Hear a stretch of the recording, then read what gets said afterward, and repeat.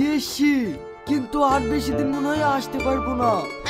কেনে গো, আমার উপর রাগ করিছো? আরে না গো, প্রতিদিন এইভাবে বুক ছেঁচড়ে ছেঁচড়ে উঠতে উঠতে আমার বুকের আর চামড়া নাই। আর কিছুদিন এইভাবে উঠলে ডাইরেক্ট বুকের কাঠি দেখা যাবে। আর কিছুদিন কষ্ট করো, আমার পরীক্ষাটা হয়ে যাক, তারপর কিছু একটা ব্যবস্থা করব।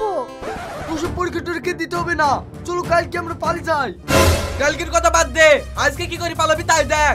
ওরে বাবারে, আমরা চলে এসে পালাই। এই শালা, তুই নিচে নাম, তোর হচ্ছে। উপরে বাপ, নিচে শালা, বাঁচাও খালা। ওই শালাকে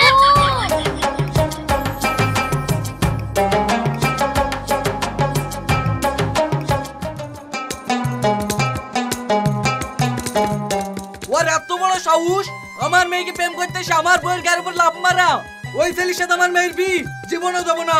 এই রমজান, এলাকার যতগুলো ঘটক আছে সবাইকে খবর দে, অল্প দিনের মধ্যে বিয়ে দেবো।